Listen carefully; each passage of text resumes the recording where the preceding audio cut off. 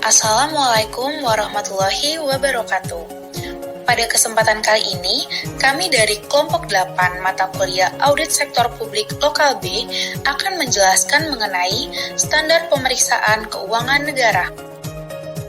Sebelum kita ke pembahasan yang lebih lanjut, maka ada baiknya kita berkenalan terlebih dahulu, karena ada pepatah tak kenal maka tak sayang.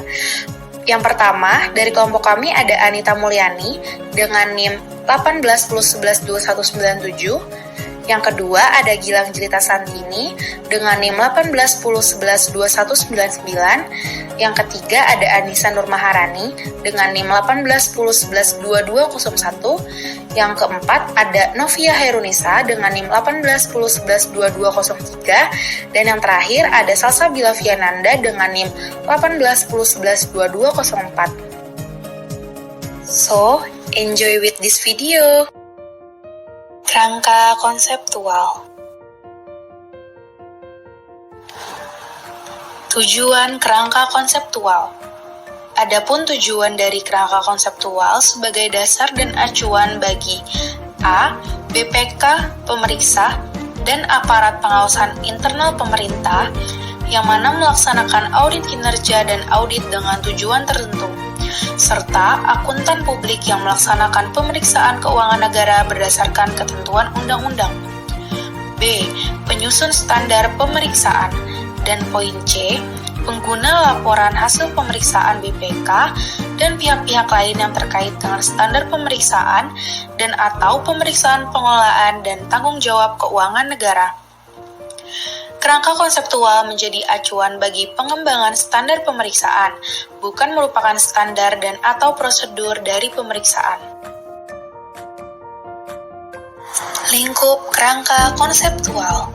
Berikut merupakan gambaran umum dari pemeriksaan keuangan negara.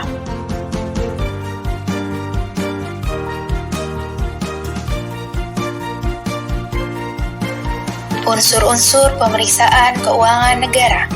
Yang pertama ada hubungan tiga pihak yang terdiri atas pemeriksaan keuangan negara.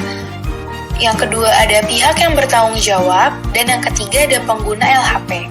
Yang kedua, hal pokok atau subject matter dan informasi hal pokok atau subject matter information. Yang ketiga, ada kriteria pemeriksaan. Yang keempat, ada bukti pemeriksaan. Yang kelima, ada laporan hasil pemeriksaan. Dan yang terakhir, ada pemantauan tindak lanjut hasil pemeriksaan.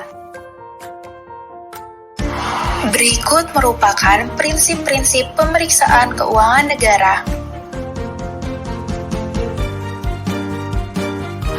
Pengembangan standar pemeriksaan meliputi hubungan antara kerangka konseptual, ketentuan peraturan perundang-undangan, standar pemeriksaan, dan ketentuan lain. Ketentuan dan prosedur pemeriksaan akan diatur dalam standar pemeriksaan yang dikembangkan dengan mengacu pada kerangka konseptual ini dan tidak bertentangan dengan peraturan perundang-undangan. Standar umum. Standar umum dalam SPKN tercantum dalam PSP nomor 100, yang mana PSP nomor 100 ini akan mengatur mengenai standar umum untuk melaksanakan pemeriksaan keuangan, pemeriksaan kinerja, dan PDTT.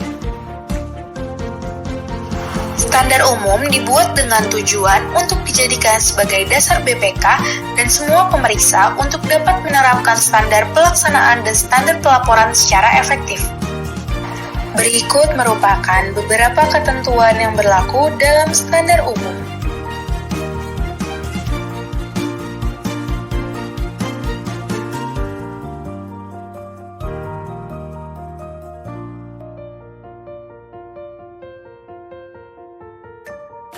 Standar pelaksanaan. Standar pemeriksaan dalam SPKN tercantum dalam PSP nomor 200. Dalam proses pelaksanaannya, pemeriksa memiliki beberapa komponen. Di antaranya, berikut merupakan beberapa komponen dalam proses pelaksanaan pemeriksaan. Berikut merupakan beberapa ketentuan yang berlaku dalam standar pelaksanaan. Standar pelaporan. Standar pelaporan pemeriksaan tercantum dalam SPKN PSP nomor 300. Tujuan dari dibuatnya standar pelaporan yaitu untuk merumuskan suatu kesimpulan hasil pemeriksaan berdasarkan evaluasi atas bukti pemeriksaan yang diperoleh, serta mengkomunikasikan hasil pemeriksaan kepada pihak yang terkait. Berikut merupakan istilah-istilah dalam pernyataan standar pemeriksaan nomor 300. Berikut merupakan unsur-unsur dari LHP. LHP harus memenuhi unsur laporan sesuai dengan jenis pemeriksaannya. Adapun unsur LHP antara lain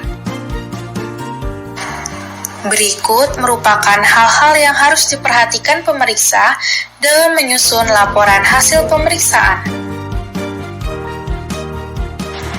Penjelasan atas Undang-Undang Republik Indonesia Nomor 15 Tahun 2004 tentang Pemeriksaan Pengelolaan dan Tanggung Jawab Keuangan Negara.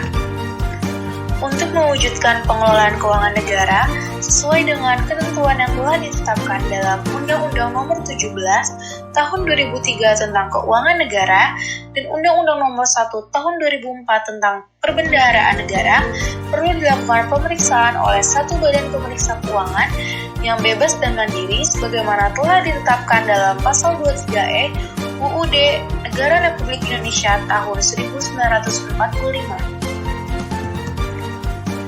BPK diberi kewenangan untuk melakukan 3 jenis pemeriksaan, yakni yang pertama ada pemeriksaan keuangan, yaitu pemeriksaan atas laporan keuangan pemerintah pusat dan juga pemerintah daerah.